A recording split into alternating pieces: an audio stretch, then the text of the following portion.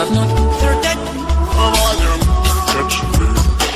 Just kind of. And a minute. Put it up there, feels. What about? And a minute. What about? Feels. Things are now and mush. Put it up there, pain. Put it up there, feels. Just edges. That's time. And a minute. Just ease through down my enemy. What about? Feels. Things are now and mush. Put it up there, pain. Put it up there, feels.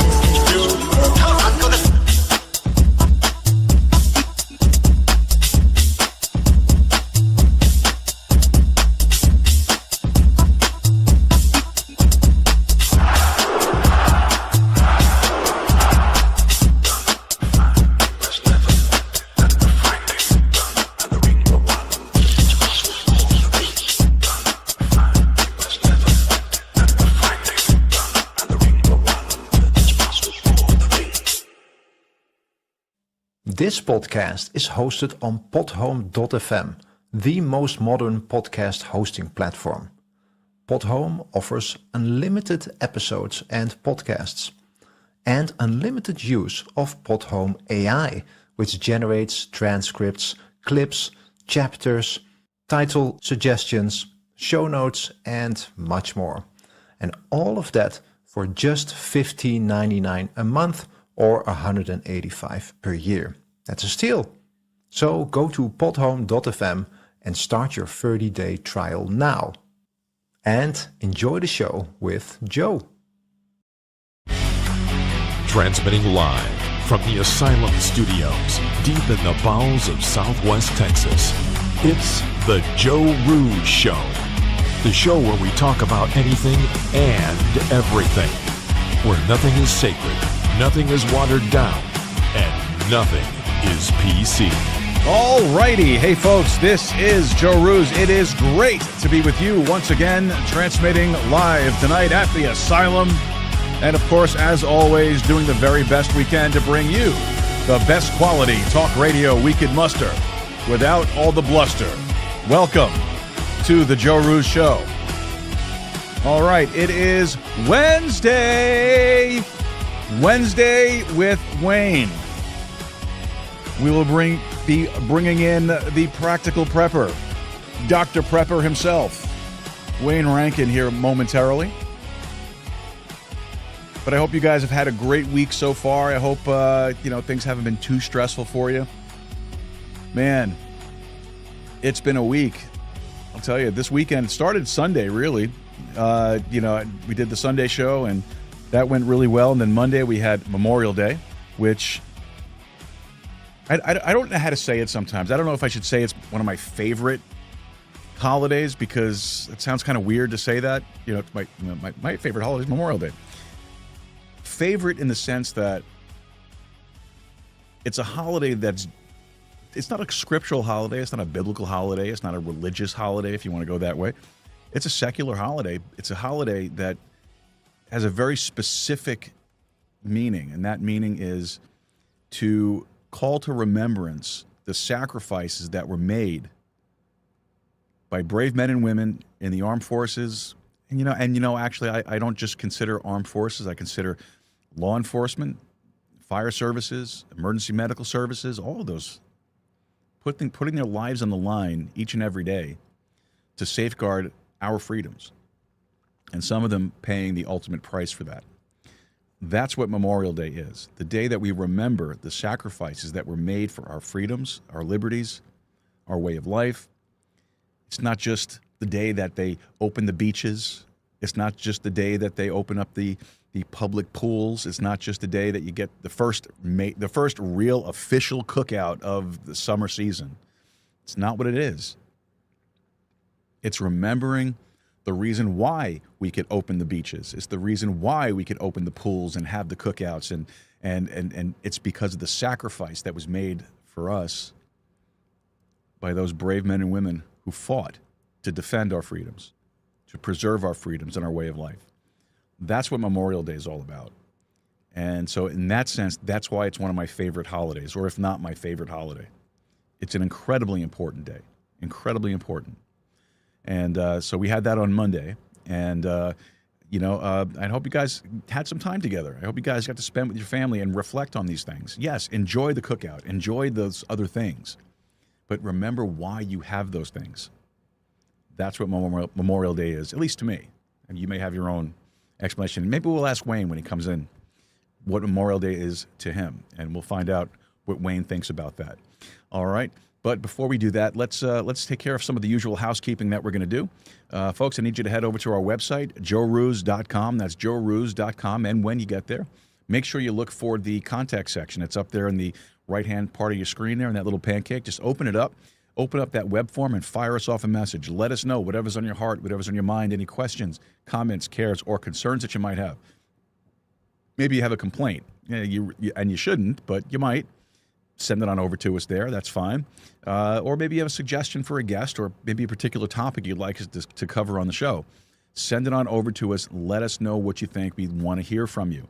Now, if you don't want to use the web form, totally fine with me. All you need to do is just use the email address, info@joerooz.com. That's info@joerooz.com. You could also use the comment section down below there on Rumble and on YouTube, which I don't even know why you're still on YouTube. Come to Rumble. Rumble is the free speech platform. That's where you have to go. So come on over to Rumble, because when we get booted off of YouTube, we're not going back to it. We're going to stay right here on Rumble. So come on over to Rumble, rumble.com/Joe-Rooz. YouTube is youtube.com/@Joe-Rooz. You can also check out the show live audio streams across the modern podcast 2.0 platforms like Podhome and Podcast Guru and Fountain.fm, TrueFans, not OnlyFans, TrueFans, TrueFans.fm. And you can listen to the live audio stream, and there's plenty of others also. And you can find out more about those apps by going over to podcastindex.org. Great website. Check them out. And you can also listen to the show streaming live across our newly revamped website. Check it out. It looks great. Really, really happy with it. More to come on it, but as of right now, it looks pretty darn good. So go check it out. All right. Also, please don't forget that this is a live show weeknights at 7 p.m. Central Time, 8 p.m. Eastern. Also, our Sunday show, our Sunday Bible study show, every Sunday afternoon at 2 p.m. Central Time, 3 p.m. Eastern. Check it out. And also, very, very important to remember to like, subscribe, and share the show with your friends, your family, and your followers. That way you help to spread the love and spread the joy and spread the good news and spread all of this great information that we have to bring to you, especially with Dr. Prepper when he comes on up here. Well, with all of that said, how about we bring in Wayne Rankin, Dr. Prepper, the practical prepper. Wayne, great to see you, brother. How are you? It's an honor and privilege to be on the show, Joe. And you know what? You got me starting to do the show a little different tone. And it's all a good seriousness. Memorial Day. This is literally, this is a good spot for me. Coming from I don't think it's in the horse's mouth. I'm coming from the eyewitness account. My father, World War II, Pacific Theater veteran, right off the bat right there. Okay. And think of this now, Joe. Guys, you look at 18 and 19-year-olds today. I'm sorry, man. They can't change a tire, some of them. So my dad, my mom, I think he was 18, she was 17, normal things back in those generations. They married 16, 17, much more mature generation. Definitely. Oh, absolutely. Sure. Absolutely. Okay. So he goes to boot camp, gets married, his wedding picture in his, uniform and heads off.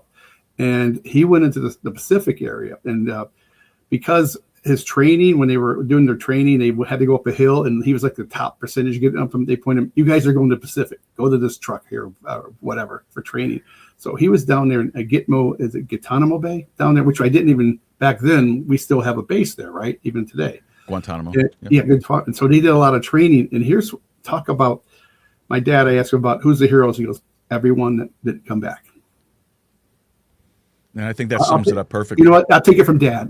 We won't argue with Dad on that one with Joe. Not at all. No, not at all. Don't even argue with that one. And this is a training thing he did. And they were down on the beach or whatever. Something happened with a wave, and a tsunami type thing came in, and literally whoever made it up that hill is going to survive. And a lot of the guys didn't. And not just that part not just that segment of his military time, historians will say this. those islands of Japan were the most fierce fighting America ever went through. I know Vietnam, my brother went through Vietnam. He said, no, Dad had it bad. And my uncle, who was in Germany, he said, yeah, we got flowers and kisses in France when we went and all. Your dad got malaria and trench foot. And he said, Dad had, that was hand to hand. That was flame throwing, you lost 80% of your guys. So he'd look over to one side, there's a wave dead. There's another. So he came back. He said, those are the heroes. And here's the funny thing, Joe. We talk about Memorial Day. You know what Memorial Day is? And I might even tear up on this one. Dad says, son, we went over there and cut Hitler's mustache off for you so you could have a freaking hot dog and you can barbecue and you can go to a ball game and my grandson can ride a bike. That's why we did it. And that's why. And he said something to Joe, very prophetic. He goes, and you may have to take on Hitler again. Wow. Yeah, someday we will, I think. And it's here. I mean, Hitler, the system, because Hitler was a system. He wasn't just a man. There's something behind that. And man, they had vigor. They had whatever it was. They had something to go for. They had a purpose to go over there now and get rid of this guy and get rid of everything they stood for. That's right. The whole dominating another culture, another race, eliminating a race. So, and my dad's brother, Uncle Billy, he said, yeah, my best day, I got 8 Nazis. And he was so proud of it. That was one day, Joe, just one day. And those boys from the South, you're from Texas, the greatest World War II veteran all time, Audie Murphy from Texas. So I look at it every year as the greatest generation. And one of the guys, World War II guy just passed away this week. Yeah, I think he's getting to be some of the few. My mother in Michigan, she'll be 98 in a month or so. She's one of the last group of women World War II brides left in the country. There's not many left. I mean, there's the soldier. My dad went in 44. That was at the end. I'm talking at the end of World War II. There's a group of women left, and there's a few men left. And I go, wow. Once they're gone, there's some women are still there. My mom's she still got her wedding ring on at 98 years old. And she talked about it too. She said, there was a difference, Joe. There was a light at the tunnel. They knew the purpose. They knew the sacrifice. They knew a lot of guys would be coming home, but they knew there's something evil there that they had to get rid of. There's some element there that those guys jumped in trucks after Pearl Harbor. They were jumping on trucks. Let's go recruit right now. Let's go to recruiting station. Let's go, boys. Yeah. They were like fighting each other to get in line to get to recruiting station. And lying about their age, lying about all that stuff. Yeah. Just birth so they can certificates back. enlist. Yeah, they had birth certificates like on Fred Flintstone on the rocks back then. Fred Flintstone birth certificates. I mean, it's like, what year is this from? Right. It's on rice paper. And so, yeah, it was easy to fool people back then. But the thing was that there was a purpose, and the total purpose. I seen on one of the podcasts, I forget who he is. There's a lot of Navy SEALs, a lot of ex-Marine guys and whatever doing their podcasts and stuff. And he interviewed a World War II vet. Let's keep it going. Let's talk about Memorial Day. This is a good Memorial Day story. And he's talking to him about, his training as a SEAL and, doing push-ups with logs and getting sprayed water in the face and, and he says, that's the kind of training we did. And he goes, so what was your training for? Or he goes, Normandy. He goes, you kicking our ass. We wouldn't stand a chance against you guys. He goes, he did this, there's no way you win. Yeah. Normandy. That's all he said. You can push ups, you can have water. They're going back to the bunk. If they sprain a muscle, they're going to the training room. Normandy. That's true. That's very true. Normandy. Those guys had a few weeks and off they went. Dad said, there wasn't no, back in 1940, 44, they were getting ready for Normandy. The Band of Brothers, one of the better ones, they literally didn't have much time. 6 weeks and you're gone. And so I get it. You can do so many push-ups and, you can bench press this and all the things and the ropes. And it's a whole new military because you're not going to shoot anybody within 100 yards, most likely anymore. But when he said Normandy was our basic training, I loved it. And that's awesome. That is, they're, and that's a great perspective too to put on it. That's a fantastic perspective. So before it clicked me on, man. The prepping stuff, I got it, and like I said, my father came home, and here's a very unique situation. He was in they call the Ally Advancement of the Pacific Theater. So they would go to an island, clear the island of the enemy, set up a landing strip, and then move on to the next one. Where you got the TNN Island, which is where the Indianapolis came and delivered the bomb, and he remembers that. My father delivered fuel to the planes and oiled and did whatever mechanical stuff and whatever maintenance they did before they do flights. He did the Enola Gay that morning. Him and his team. Wow. They filled the plane and dropped it at Enola Gay. He said the guys that came out last name of the guy was Tippett, but he said those guys came out of a tent with welding glasses around their necks. He goes, that was odd. So they just pretty much high intel, secrecy, just keep your mouth shut, do your job. I interviewed my father, and I have it on tape, and I just got to put the digital, I'm going to edit it on the interview of what happened that day. And he's got it. Some of his stuff from the war, and it was really cool. He said, yeah, we know something's going on because they came out with welding goggles. He goes, what kind of bomb is that they're dropping? And the crazy thing is, my dad actually had a rash on his leg. A lot of the guys came with rashes and stuff. He died of cancer. The bomb was blown away, they blew it away, 1,000 miles away? Big whippity skippity. 1,000 miles, an atomic bomb.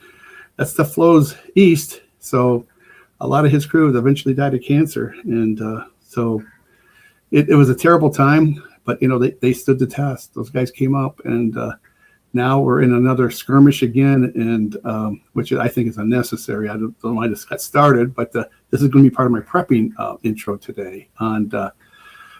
But Memorial Day, yeah, it's just please look at not just what they sacrificed, is what happened afterwards. They built the greatest country in history. We weren't great till then. I mean, really. I mean, think about it. I mean, we were putting cars out and houses were getting built. People could get a loan to buy a house. That, guys could go put a job. My dad's the only one who worked. He's look at this here, $18 for 17 bags of groceries. And that was a lot then. I'm serious. It was like 17 bags of groceries. It was almost $20 damn. Dude, this past weekend. Yeah, listen, this past weekend I went and I bought just a couple little things for the house. I got I think it was like 5 bags. It was $78. Okay. You know what? What the hell did I get? Well, here's the coolest thing, and this is about being a different generation, and this is memorial stuff too. We'll go with it. The whole generation of it. They changed everything. Manufacturing, retail, and people could afford things for the first time in history. A guy could work at an auto factory and buy the car eventually and pay it off. You know what I'm saying? He could buy the car that he's building. And that's what they changed. They gave everything to say, we saved the world. Let's get making America. Yeah, babies included. I mean, I'm the end of the baby boomers, 46 to 63. I'm 1961. And it was a cool lifestyle. But I remember the groceries. I was telling my sister, remember those little pizza boxes we could get? They were 12 cents. You got the dough, the little sauce, and this really bad cheese to go on it. All right. But you got a pizza for 12 cents.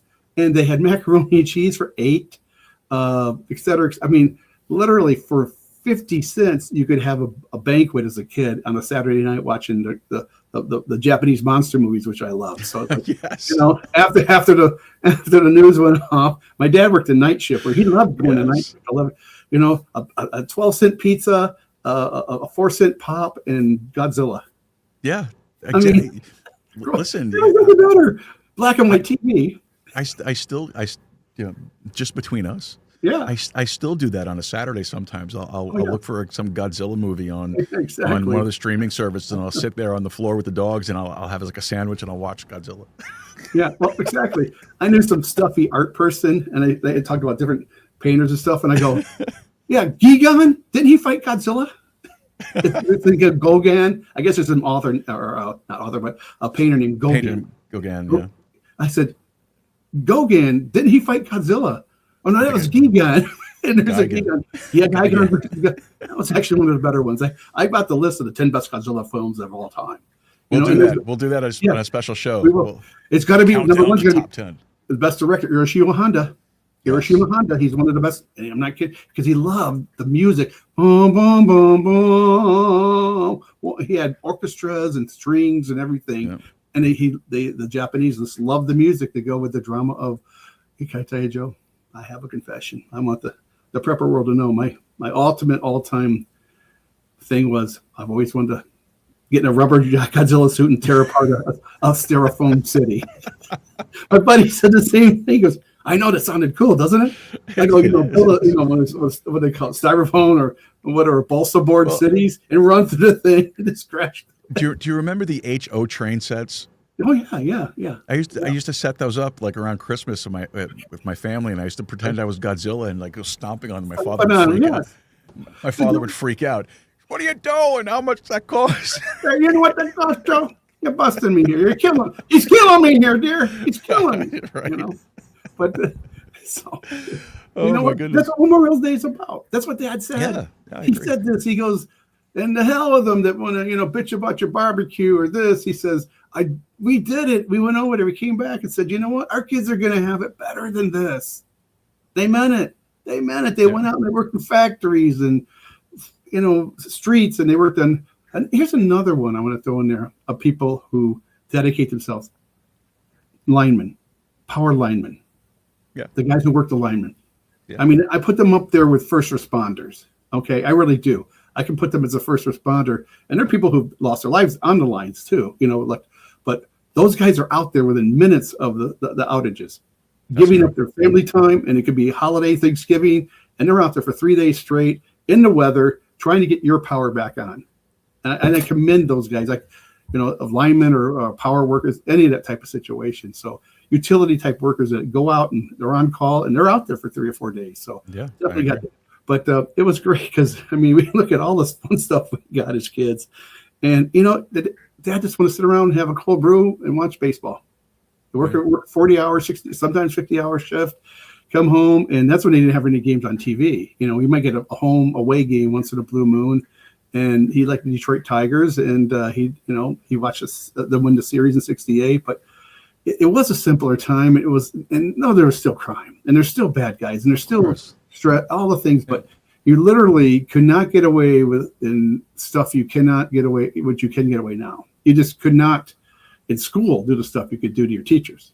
I mean, you mouth the teacher, you're going to the office, et cetera, et cetera. But the way I look at Memorial Day, it was a compass point in the history of mankind that us, I don't care. I meet British people. I met this British guy. You Americans always think that we do. We saved your ass twice. Definitely. Yeah, you better believe we did. You know what? Better believe we saved your butts twice. Yep. And whoever, and so I go, yeah, you better believe it. I just noticed something this week, and I noticed something politically, that there are people on the liberal Democratic side. It's like this. I can disagree with someone's political view, but I don't have to hate them. A liberal Democrat has to hate you, and they don't care if they agree with you. They can agree with you that, yes, it's not right to do whatever, but I still hate the guy. I don't have. There's something that's indwelled in this mentality, doctrine that they have. That there's something. They've been sold out, and they serve somebody else. But it's like I said, I've told people. I don't really have. I don't want their kids to get poisoned like they just said. They hope our kids are poisoned because we don't want boys to wrestle girls. Okay. It's evil. It's beyond ideological. Right. It really is. I've said this before, and I'm not the first one to say this. Other people have said it too, but I think liberalism is a mental illness. I really do. Michael Savage, I think he's not longer on the air, but he was one of the ones. He had a book, Liberalism is a Mental Disease. It probably is. And like I said, we may not, like biblically, there's a few things where I can't say we're different on. I said the rapture. I told everybody about the rapture. Yes, there's going to be one. The timing, I don't know. The Bible's not 1,000, 100%, million percent clear on how long we'll be here. Is what I try to say. How long we're going to be here. And then when I've said this, be prepared, as Wayne is talking about later in a few more minutes, be prepared before you're raptured, because I've always said it this way. People, I can't wait to get out of here. And I usually, do the old E.F. Hutton when E.F. Hutton talks. everybody listens. I go, he can take his time. I have lost ones, loved ones I care about so much. If it's another day, if he said today, wait, which he's not going to, okay, hypothetical, God came down, because I've never seen God, I've never heard him, but there are people on the internet that talk to him every day, and they go up to heaven and the throne room and everything. And I've been on a mission field all over the world for 25 years. I've met incredible people, missionaries. They've given way more than I've ever thought I'd give. They've given. I know a doctor, multi-million-dollar business. He's been out in the mission field for 25 years, never made a dime of it hardly, and they've given everything. I've seen some miracle in the sense of people healing. How they really they got better, but these people on the internet in their car. I was with the Lord today, so saith the Lord said to me. What was heaven really like? What did it look like? Well, there's one lady. She's real popular. There's cows up there. Peak-haired lady. Some peak-haired lady. Oh yeah, I know who you're talking about. Yeah, and she goes to the throne room multiple times a day. Kat Kerr. Yeah, that's her name. Yeah. Yeah, I go, okay. I did a little piece on her not too long ago. Yeah. So her, and I'm going to tell you, our favorite pink-haired prophetess. I'm going to say I don't believe them. I just don't believe any of them. Anybody who's died, gone to heaven, wrote a book, because Paul couldn't even write about it. So I'm just talking to everybody. Wayne's just there. So if God came down and said, Wayne, I'll come back tomorrow. Yes or no? I go, no, wait another day, Lord. Well, that's what everybody wants. Yeah. Nobody wants to see their loved ones, have to go through the great tribulation. Nobody wants to see all that stuff happen. Yeah, and the thing is, these people, forgive me what I'm about to say, Lord, but there's people I don't think they've done. I lifted their baby finger for the Lord, going, I can't wait to get. What have you done for the Lord that you're exhausted about? I'm not saying anybody I've done more than Joe or less or any more than this person, but what's made you so tired? What's made you so miserable that, oh Lord, I can't take it no more? Well, you're not in China, where they burn a church, and they're not screaming when they burn it. They're singing hymns as they die. Yeah, or you're not in places like Nigeria where they storm a church and they execute everyone in the church. Yeah, I had a family stayed with me from Nigeria for 6 months. Yeah, they escaped Nigeria. They stayed here, and me and my late wife slept in the garage, which is both. It was I fixed it all up for that. We were comfortable in the garage. It wasn't a garage; it was an apartment in there. I'm a carpenter, so it wasn't a big deal. But the stories they had, they wiped out our family. Yeah, we had to leave for our lives. Yeah. And they said they never heard of the pre-trib rapture. So I go, okay, I got my point of view there. But the thing was, it was like, yeah, there's trouble everywhere. But I'll listen to someone. I can respect it. But the comments, oh, I'm so tired to go home. Okay. So let's get to prepping, because you know what? Sir. Okay. Well, before you do that, so I'm going to give you the stage, and I will be back momentarily. Mm-hmm. So, folks, your practical prepper, Wayne Rankin. I mean, I have to bend down for some notes, and that's I'll never change about that. I can't. I recall at this age. I got some good. I got some Take good it info. away, brother. Okay, here we go. Well, ladies and gentlemen, here we talk about prepping. Well, in prepping, it's not just all the stuff FTUFF that you're going to get together. It's getting your idea, thinking what happens before you really need it, and what's happening right now. If you've got your power on, your water's going, you're doing good. But a lot of parts of the country, it's different. Like the tornado alleys or the hurricanes down in the southeast. If they tell you hurricane so and so is coming, get prepared. Well, I'm always asking, how are these people going to the store and doing panic buying? What type of panic buying are they getting that they weren't prepared for in the first place? So if you look at maybe what you need for the next few days, if there is going to be no power, and what you want and what you need. And so one of the things is I have to read this stuff. Americans are only 72 hours from absolute chaos if the system stops working normally. If a storm happens, supply chains get disrupted, because a lot of times maybe the trucks that come into the area, they can't get into town, and a lot of times truckers will not. They'll just hunker down, and maybe truck stops, and different companies will not send out their goods. But the one of the thing is power outages, and they get the panic buying and the trucking issues. But the part of it is, what do you need? And I've gone over it before, is some of the things you really, really think you have to need. And I got a good one today on water. Water jugs. Fill your bathtub before a storm. If you know Hurricane X is coming, if you have a bathtub, fill it up as much as you can. That's great for toilet flushing water. Your toilet is done by gravity, not electrical. So you lift the lid up in the back for number twos, and you get a gallon, basin, a bucket, or anything you need to put. Usually 1 gallon, you get a normal number 2 flush gone. But number ones, if you can handle it, you could set up an area to urinate in a bucket outside. You just don't want to urinate and flush when your power's out. It's not realistically measurable for all the water you need. Okay, so you'll go outside for that, and if you're in a suburb, just put a little makeshift little thing you can block there. So if it's in the dark, you don't have a problem. But the other one is containers, like for hand washing. I get your biggest soup pot.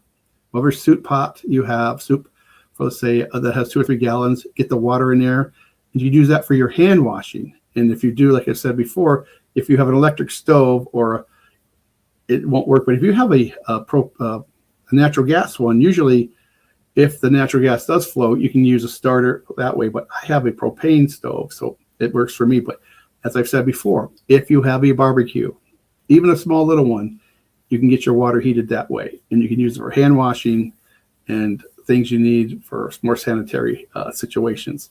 So water to boil, if you need to make soup, you can do that too. So that's on water. But even if you need a couple other containers, fill up a few containers before the storm comes. Leave it on your stove. You have soup pots, have water contained in it.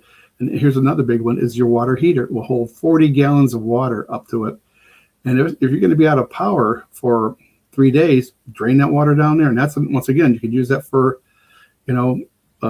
washing hands, for toilet. Again, fill up a 5-gallon bucket. And that's the most important thing as the power goes out, and water. And one of the things I was listening to on what's happening right now and what's happening in our country from the people that I know in the country, different parts of the country, and what's happening in our system right now in Washington State, our gas is over $6 a gallon. We have one of the higher gas taxes in America. I don't know, we're number 3 or 4. So 6 gallons is now getting to be normal, which we can go all we want about what's happening in Iran and why this is happening. And this is why it's happening, because there's conflict over there, and that's where the oil is, big part of it. And we've heard the rest of the stories, and it's unfortunate. I was just looking forward to this summer and thinking, wow, the administration that's in there, I figured the last time the administration was in it before, the last time Trump was, before he left, I pumped gas for $1.79 a gallon. And gas is important for price. I'm not gonna fight and stir over the electrical vehicles or what have you. We got gas. It's just we're gonna have to deal with that. People who are hypocritical and say, you guys, your carbon footprint and what's your climate change, but they still ride in cars. They ride in cars. They ride in planes. They ride in their limos. The rich people do. So it's all hypocritical.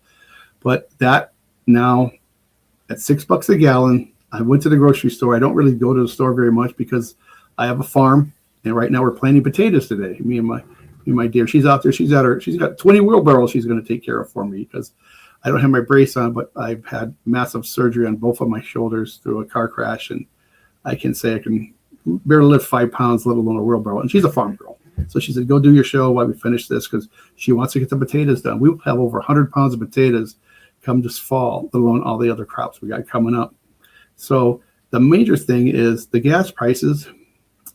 Truckers put gas in their trucks, diesel, and they got to pay more. Instead of the $3 right now, it could have been, or $2.75 or $2.50, $2.46. They're paying almost 3 times as much as what it could be in the summertime, and especially when America is supposed to be drilling their own oil. Why is it $6? Because whatever's going on in the Strait of Hormuz or whatever political statements they want to use or excuses, now that's where you come to food. there's no longer a dollar store. It's a $1.50 store.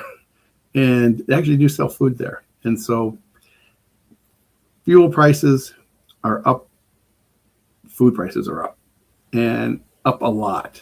I mean, a lot on just some of the basic items that are up. Just, this milk is $4 a gallon where we're at. So milk, bread, an average bread is still $2.50 for just the average common bread, not your 7-grain or 9-grain bread like that. So that's up. And then eggs, and there was about a year ago or so, we had an egg shortage supposedly. So there was no eggs, let alone how much they were costing.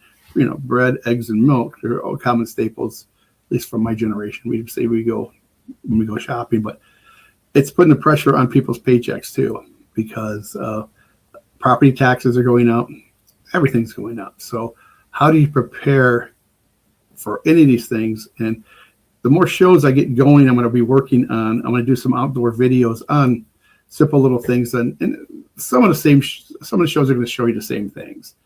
And I don't need no subscribers. I don't need people to like me or nothing like that. I just need to get the info out. I'm not selling mugs or T-shirts. I mean, that's great, and I understand those things. I'm just saying, let's inform people, and information is good. And once you get information and awareness of how you can help yourself financially, because where I'm at myself, world financially, it's not just I've got a fixed income. I can no longer work because of the things that's happened to me medically, cancer-wise. And I got a back that's, like I said, I've called Frankenstein and asked for my parts back. He has. I mean, Frankenstein's called me and said, I need my parts back. But it's one of the things is setting up an emergency system without paying a fortune. And I've told folks before that I know, it says, start small. Go to your $1.50 store, get some candles. Candles are good for lights out. If you don't have batteries, you don't want to waste batteries, candles work good. Do in a safe area, keep it around, flammable materials. But they will sell you a box of macaroni and cheese for the $1.50. But you can also go to other places you can look for on good price prepping stuff. Like, what is the prepping things that you need? Well, number one, get a can opener and start going to get tuna fish. You need some proteins like tuna. If you eat sardines, great. Soups with the meats in them, and you don't have to get Campbell's. You get there's other brands, local stores that have their own brands, and beans. They got some good protein in there. That's a good solid piece of start your prepper. So I actually took some notes here. Like I said, you got many things here, like tuna in a can, chicken in a can, sardines in a can, soup in a can. Let's go to fruit, certain fruits, whatever type of fruit you like. Peaches. Oranges on the citrus side, but you can also, I'll put it this way: you can get some biscuit or make your own dough, and biscuits are cheap. And like I said, it's on what I'm seeing on YouTube and the people I know in my network out here. A lot of people are getting stressed over a lot of things that are making them stressed more than it would in the past, because a lot of people are dealing with potential job loss. And we're out here in the computer zone. This is Seattle area. This is literally where the high tech, I think, was birthed, along with down there in San Jose with Apple's San Jose area, and Microsoft was Seattle. So there are people out here, and we had a mayor that's never had a job in her whole life, 40 years old, and lived at home. And they elected her mayor as a socialist mayor. And she just told Starbucks they could leave. She said it like in a real net, like little spoiled brat way. Well, then bye-bye Starbucks. And they left. And now she's scrambling. She's crying on her hands and knees to ask them to come back because she doesn't know economics. She doesn't know any of this stuff. And on one of her little tirades there on TV, she told the guy, you don't deserve to make $1 million. That's too much money for one person. What does that tell you? She's never probably earned $1 in her whole life. Her parents paid for everything. 40 years old, never worked, and she's a mayor. Yeah, you know what? If you've earned it, that's yours.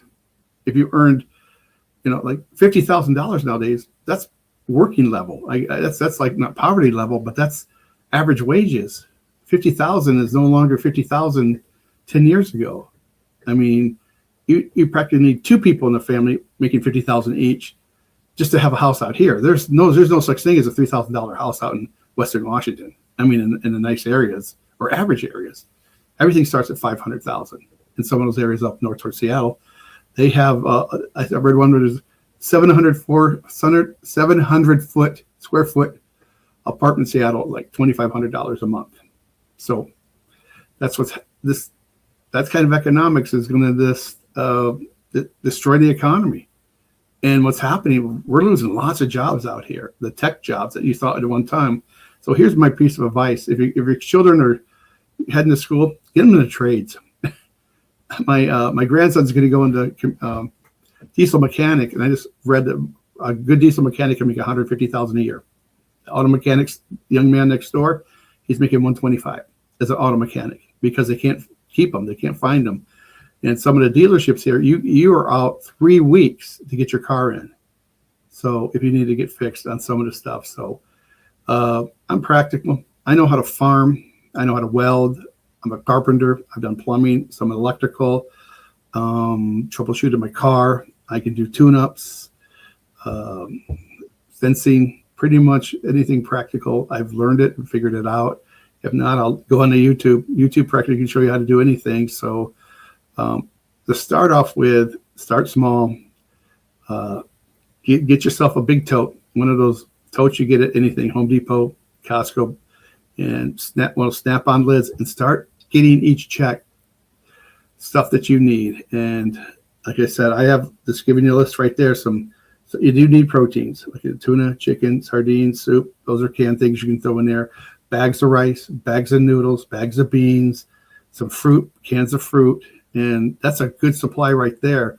You got a lot of mixture you could do with that, and get you a couple pots and pans that you could use to cook some stuff. I get rice, water. Got your water. I explained how to keep some gallon jugs of water on the side. But for prepping, I'm finding that what we're getting into the stores in our fruits and vegetables are way up too. So if you can get a few potted plants to get going and do you some lettuce. And I'm in the future shows, I'm going to show you how to do that.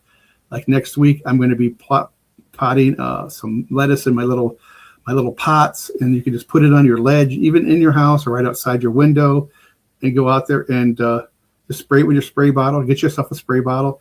And I had lettuce during the winter in my greenhouse.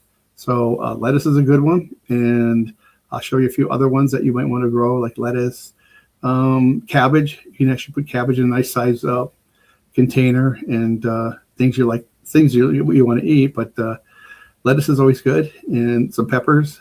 But and it's also it's a great hobby. It's something to keep you watching. You watch it grow, and it feels good to do these things yourself. And I just did I call my dark green vegetables. I got my broccolis, my cabbages, my zucchinis, my green zucchinis, and kale, if you like kale, which we do. And so they grow fast. Lettuce and kale grow real fast. So you can do them twice during the summer. And but that's one of the things I would definitely stress is get online and just find a place. Like I said, go to a dollar store, get you some like a plastic bowl or something, or pot. You can actually be surprised what you can grow things out of. And seeds, you can get them at pretty much any even I think dollar stores may sell seeds, but an average seed package is $2.50, but you may get 30, 40 seeds. I'm into growing beets. I like to grow beets because they're super good for you. And I can them. And tomatoes, we can our tomatoes, and just doing canning. We'll do a class on canning in the fall. But I'm just concerned on what's happening in our country on agriculture and what's happening with the farmers in America. And I've looked online. I know people in Nebraska, and it's getting harder for the farmers. A lot of stuff with the companies with John Deere and the prices of the tractors and the parts, and keeping that whole machine rolling. Keeping 10,000 acres, 20,000 acres of not just wheat and corn, but there's so many other things we grow in this country, and then the fruit growers and around the southern states. What they have to contain with prices for fertilizers and help and finding help to do this. But we have to eat, and we're finding it's going to might get tougher to eat for a average price anymore. And how much is your food budget going to be during your month? Because out in Washington, like I said, between our taxes, my property taxes doubled. Now they're talking about the energy tax this year. There isn't a tax in the place. I think there's 25 new taxes that Washington State voted in, and it's a complete Democratic state here. I mean, they have the majority in everything, so whatever the governor proposes, they're going to sign off on it, and it doesn't matter. You're not going to fight that. And if you were to get an initiative here, and the people voted on it, a judge is going to rule against it. So we're losing our rights out here. And it's not just some conspiracy theory stuff. So our energy is going to go up. They said another 20%. It went up 20% last year, and that means our natural gas. And eventually, I myself will probably get a note: you can't no longer use your wood stove. And so I'm going, So I'm just trying to. They're trying to, I don't know, they're trying to tax us to death, and they're trying to just totally emotionally destroy us emotionally out here, because there's just so much go to Seattle. I went to Seattle last week, and it's a Mad Max. There's 15,000 campers in Seattle. I call them campers. They're just laying on the streets, drug addict.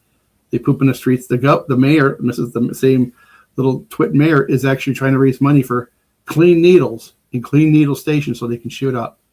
Tell me there's something not freaking wrong with this. And there's people, like Joe and me said, mentally disorder. There's a total liberal is a mental disorder. How can you advocate getting public money to put in clean needle stations so they can go shoot up? And someone just said Seattle's doomed. All the companies want to leave. Amazon wants to leave. Starbucks wants to leave. And people they're leaving Seattle in droves, and now they're leaving Washington in droves. Good luck, Tennessee, Florida, and Texas, because they're heading your way. Hopefully they don't bring all their politics with them there. So, but I'm gonna still hang out here. I'm still gonna. They can't. As Saquon said, they can't run me out. And they can't starve me out. They won't be able to starve me out. I know that. But I guess if they make certain laws to people who want to grow, eventually they may outlaw farming or any type of farming. So I'm not far-fetched. What's happening in this country is happening, and it's happening for real. And when you start looking at different parts of the country, what's happening here, and really as we were talking earlier about things were different. I'm from a different generation. My father's generation was the World War II generation, and they did come home. And they built families and factories and all the stuff that we learned to live and love and everything. You know, go to a park. I could go to a park in the 60s and 70s and not have to worry about a predator hanging around. Because if it was that weird guy that was over there, little Jimmy ran and told his dad, and 6 of their dads came out, and they made sure Mr. Weirdo was not going to be seen around again. Either A, they're going to put a punishing on him, or they're going to put a threat, and the threat stands. So there's always that security. Well, we never really had that. Usually even a big brother or something was coming through, and the big brother was 17 or 18. It's like, hey, how you guys doing? That weirdo over there's been watching us. Oh, I'll take care of him. I'm not kidding. I grew outside of Detroit. So we could play in the playgrounds. We could, play in the streams and all the things. And like I said, go mow a lawn for 50 cents. And that was like, man, we could buy a banquet and have stuff to put down our throats that were probably no good for us back then. But actually, stuff wasn't that bad back then. There was no high fructose corn syrup, which I didn't even know what that stood for. But I come to you tonight. I'm just thinking of when I was planting my tomatoes out there, on my farm out there, going, I know it's a simple thing. It's just a seed, some dirt, some water, and in October I help to harvest it, and I even know how to prep it. I prepare it, in a big tote. Put some straw in there and put it in a dark place. And you know what? It's pretty simple stuff. So I'm going to be working on getting the technical things done on the show and helping Joe where I can come in. I got to get some things done on how to show some tapes and some how-to. I'm better at how-to than just sitting here talking. I'll be out on the farm and I can show you. I'm great at showing how to do things. Looking in the camera, trying to explain it. Yeah, I can try to get through it. I'm better at out in the field. This is how you do this. This is how you put this together, and this is how you dig this, and how you manage to put a structure together. And I can show you how to do a small little greenhouse. Be shocked with some plastic and some boards together, and you can have a greenhouse and some little extra. Go to the nurseries, tree nurseries. A lot of times they have these little extra leftover little these little plastic things. You can get them real cheap. They give them to you, a little black tray, and you put that on a piece of board, a little frame, throw some plastic over it. I can show you how to do that.